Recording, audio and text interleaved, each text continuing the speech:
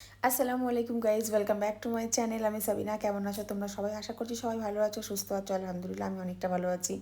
তো দেখো, আজকে সকালে কড়াইশুঁটির কচুরি বানাবো বরের অর্ডারে, কারণ বর কিন্তু কড়াইশুঁটির কচুরি খেতে ভালোবাসে না, কিন্তু আমাকে কালকে রাত্রিরে বলেছে যে আমি সকালে কড়াইশুঁটির কচুরি খাবো। ওদিকে বরের হেয়ারিং রয়েছে, সেই জন্য সকাল সকাল ঘুম ভেঙে গেছে আজকে, জানো, তাড়াহুড়ো করে উঠে পড়েছি আর এখন কড়াইশুঁটির কচুরি বানাবো। সবার আগে আমি নিজের টিফিনটা করে নিই, তারপরে তার কারণ আমি তো এখন তেলের জিনিস খুব একটা বেশি খাচ্ছি না, চেষ্টা করছি পুরোপুরি অ্যাভয়েড করার। আমি কিন্তু কড়াইশুঁটির কচুরি পরোটা খেতে খুবই ভালোবাসি। আমার সেকেন্ড টাইমেস্টার থেকে শুরু হয়েছে, মানে পেট ভরে কিছু খেলে প্রচুর পরিমাণে শুধু ঢেকুর আসবে, মানে কন্টিনিউয়াসলি ঢেকুর উঠতে থাকে, আর তার ঠিক 2 থেকে 3 ঘন্টা পরেই কিন্তু প্রচুর পরিমাণে বমি হয়ে পুরো খাবারটা উঠে যায়। মানে বমির ওষুধ খাওয়ার পরে, গ্যাসের ওষুধ খাওয়ার পরেই কিন্তু জিনিসটা হচ্ছে আমার, মানে আমার সেকেন্ড টাইমেস্টার থেকে জিনিসটা শুরু হয়েছে। তো এখন তো থার্ড টাইমেস্টার চলছে, কিন্তু এটা কিন্তু একদমই কমছে না।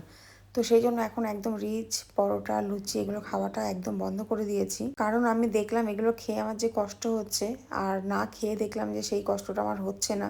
কষ্ট হচ্ছে, বাট আগের তুলনায় অনেকটাই কম। সেই জন্য আজকে আমি খাচ্ছি দুধ, কর্নফ্লেক্স আর মুসলি। গাইজ, আজকে সকালের আমাদের টিফিন হচ্ছে কড়াইশুঁটির কচুরি, আর এই যে হচ্ছে আলুর দম, আর এই হচ্ছে কড়াইশুঁটি।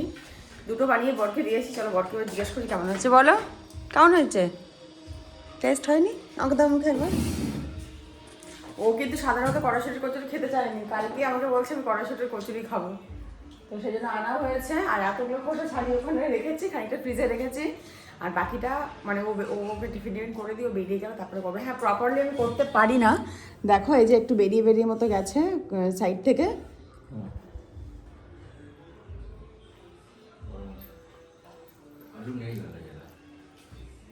না, আলু একটু সবুজ হচ্ছে না। আমি দেখেছি না, সবুজ আলু বলতে চাই না, একটু সবুজ সবুজ ছিল গায়ের আলুগুলো, যার জন্য আর সেই আলুগুলো ঠিকঠাকভাবে করেনি। এত কেন করে না বুঝতে পারছি না। আলুদমটা টেস্ট হয়েছে না? এত কেন করে? আমি মুড়ি দিয়ে খাবো তো। ওটা আছে ওখানে না, আছে। ওখানে বেশি না, অল্প একটু আছে।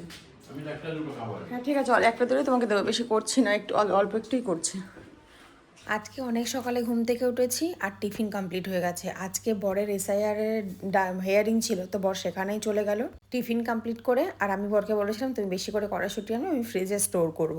মা প্রায় 3.5 কেজি 4 কেজি মতন পাঠিয়েছিল, আর তারপরে ফের বড় এনেছিল কালকে রাত্রে, আবার বেশ অনেকটাই কড়াইশুঁটি এনেছে, যেটা কিনা এখন আমি ছাড়িয়ে রেখেছি। আমার যেহেতু এখন কড়াইশুঁটির কচুরি বা মটর পোলাও খেতে ভালো লাগছে, সেই জন্যই কিন্তু এতটা করে স্টোর করে রাখা। এর আগে কিন্তু কোনোদিন আমি কড়াইশুঁটি ফ্রিজে স্টোর করে নিই, কিন্তু ইউটিউবে ভিডিও দেখার পরে মনে একটু জোর আসলো যে আমিও তাহলে রাখতে পারবো। এই কথা মতন বর আবার কালকে রাত্রে 3 কেজি মতন কড়াইশুঁটি এনেছিল, যেটা আমি ভালো করে ছাড়িয়ে এখন ফ্রিজে রেখেছি। আর বললে বিশ্বাস করবে না, এখন এত বেশি পায়ে ব্যথা করছে আমার যে তোমাদেরকে কি বলবো। 4 কেজি কড়াইশুঁটি একসাথে বসে ছাড়ানো, বুঝতেই পারছো কতটা সময় লাগে। সকাল থেকে যখন টিফিন করি বা ঘুম থেকে উঠি তার আগে অবধি আমি ঠিকই ছিলাম, অতক্ষণ বসে থাকার জন্য হয়তো বেশি কোমরে ব্যথা করছিল, পায়ে ব্যথা করছিল। রাতে তো ঘুম হয় না বললেই চলে, অর্ধেক রাত তুমি জেগে জেগেই কাটাই, মানে বারবার শুধু এপাশ আর ওপাশ করতে করতেই আমার রাত কাটে। এমনিতেই তো রাতে ঘুম নেই, আর তার মধ্যে আজকে অনেক সকাল সকালই ঘুমটা ভেঙে গেছে, মানে মাথার মধ্যে একটা টেনশন কাজ করছিল। বড়ের যেহেতু সকালে হেয়ারিং রয়েছে, বর বেরাবে, তার আগে টিফিনগুলো কমপ্লিট করতে হবে। আর আমার তো সকাল থেকে বমির ওষুধ খেতেই লাগে, যার জন্য আরও একটু সকাল সকাল উঠে পড়েছিলাম। এদিকে আমি রান্না চাপিয়ে দিয়েছি। আজকে রান্না করছি ডাল, আর একটা মিক্স ভেজিটেবল ভাজা করব, আর একটু মাছ ভাজা করব। রাতে যেহেতু আমার ঘুম হয়নি, আর বর বেরাবার আগে বারবার আমাকে বলে গেছে যে তুমি তারা যা কাজ করছো করে নাও, নিয়ে কিন্তু রেস্ট করবে, একদম কিন্তু বেশিক্ষণ হাঁটাচলা করবে না, আর সেরকম কিছু কাজকর্ম করবে না, শরীরটাকে রেস্ট দাও। কিন্তু আমার তো সেই জিনিসগুলো হয় না, আমার তো সারাক্ষণই মনে হয় যেন এটা করি ওটা করি সেটা করি, মানে এরকম করতে করতেই প্রায় অনেকটাই সময় কেটে যায়। ওদিকে মা সকাল সন্ধ্যে ফোন করে খবর নেবে আর বলবে খেয়েছিস, শুয়েছিস, রেস্ট করেছিস, আর নাহলে এই বাড়িতে চলে আয়, সবসময় এরকম তো বলতেই থাকে।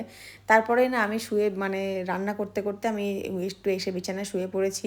তার কারণ পেটের মধ্যে এত কুটুর কুটুর করছে আমার পুচকিটা যে তোমাদেরকে কি বলবো, মানে এত বেশি মুভমেন্ট করছিল, মানে রীতিমতন হাঁটতে বা দাঁড়াতে আমার কষ্ট হচ্ছিল, যার জন্য আমি এসে একটু শুয়ে পড়েছি ভালো করে ফিল করবার জন্য যে মানে এত ভালো লাগছে তোমাদেরকে কি বলবো। যখন আমার প্রেগনেন্সি স্টার্টিং ছিল 3-4 মান্থ, তখন আমাকে অনেকে জিজ্ঞেস করেছিল যে বেবি মুভমেন্ট হয় কিনা, তো আমি বলতে পারতাম না। সেটা ভেবে আমার ভীষণ মন খারাপ লাগতো যে কবে বেবি মুভমেন্ট হবে, কবে বেবি মুভমেন্ট হবে। তো মাঝখানে একদিন হঠাৎ করে সকালে ঘুম থেকে উঠি, তারপরে দেখছি যে হঠাৎ করে পেটের মধ্যে একটু নড়ে উঠলো, সেটা ছিল আমার ফার্স্ট বেবি মুভমেন্ট। তারপর থেকে না আমার ভীষণ ভালো লাগে।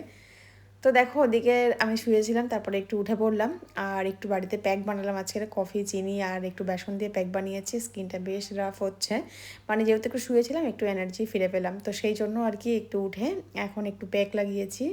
শীতের শুরুতে আর শীতের শেষে স্কিনের মধ্যে কিন্তু ভীষণভাবে একটা চেঞ্জিং চলে আসে। যাদের সেনসিটিভ স্কিন তাদের একটু বেশি এফেক্ট পড়ে, যেরকম আমার এখনই কিন্তু আমার স্কিনে প্রায় ডেড সেল উঠতে শুরু করে দিয়েছে আর ভীষণভাবে একটা চুলকানি ইচিং র্যাশ টাইপের লাগছে। তো ভাবলাম চলো টক দইটা রয়েছে তার একটু প্যাক বানিয়ে নেওয়া যাক। সকালে তো বড়ের জন্য কড়াইশুটির কচুরি বানিয়েছিলাম, তো সেই জন্য ভাবলাম চলো একটু স্কিন কেয়ারটাও করা যাক। আমার তো স্কিনটা এমনি ভীষণ সেনসিটিভ আর ভীষণ বাজে, তো চলো আরও এখন চেঞ্জিং হচ্ছে, মানে এই গরমের এবারে আসছে, এরপরে শুরু হবে জিনিসগুলো। আমার তো গোসল কমপ্লিট হয়ে গেছে আর এদিকে মাছ ভাজাটা চাপিয়েছি। চলো একটুখানি স্কিনে কিছু লাগাই, ভীষণ একটা ড্রাইনেস কাজ করছে, আর কি অন্ধকার। আর ওদিকে রান্না করলে না আমার এদিকে ঘরে দরজাটা বন্ধ করে রাখতে হয়, তার কারণ ভীষণ পুরো রান্নার স্মেলটা চলে আসে এদিকে, যেটা আমার একদম মানে অস্বস্তিকর একদম একটা ব্যাপার লাগে, একদম ভালো লাগে না। বর অনেক সকাল সকাল খেয়ে বেরিয়ে গেছে,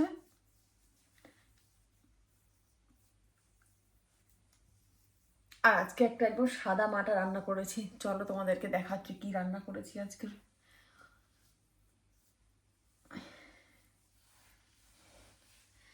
সিজনের শুরুতে একরকম, সিজন চেঞ্জ হবে সেই সময় আর একরকম, এত রকম রিয়াকশন স্কিনে নিতে পারে বলো। একটু বন্ধ করে চলো কি রান্না করেছি দেখা। ওইদিকে মাছ ভাজা করছি, বড় আজকে অনেক তাড়াতাড়ি খেয়ে বেরিয়েছে, সেজন্য ওকে আর মাছ ভাজা দেওয়া হয়নি। আগের দিনের একটু চিকেন ছিল সেটাই খেয়েছে।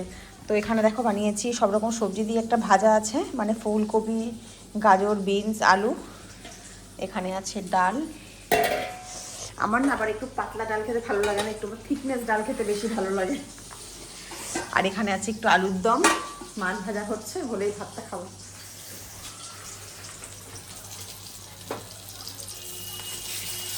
আমি এদিকে খেতে বসে গেছি, আর আজকে ভাবছি খাবার খেয়ে নিয়ে একটু ওই বাড়িতে চলে যাব। আমি তো পুরো একা একা রয়েছি, সকাল থেকে আজকে শরীরটা খুব একটা ভালো ছিল না। আমি দেখলাম যে দেরি করে মানে তাড়াতাড়ি উঠলে না আমার শরীরটা এরকম একটু খারাপ লাগছে এখন, তো ভীষণ দুটো পায়ে আর কোমরে ব্যথা হচ্ছিল।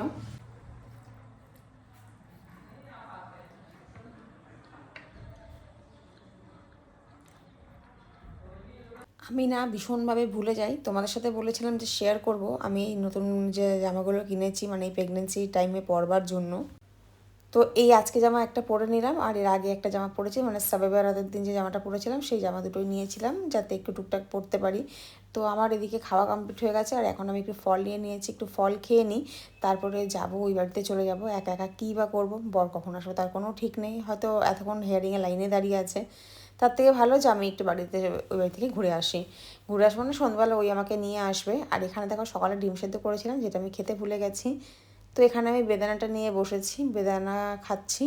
আর একা একাই যাবো আজকে এই বাড়িতে, আমি সাধারণত একা যাই না, ওই আমার সঙ্গে যাই। তো চলো রেডি হয়ে গেছি, খেয়ে নিয়ে জাস্ট বেরাবো। আর আজকে ভিডিওটা এখানেই এন্ড করছি। ভালো লাগলে like comment share, channel subscribe করে পাশে থেকো, তার কারণ ওই বাড়িতে গেলে আমি ভিডিও করতে পারি না। আল্লাহ হাফিজ।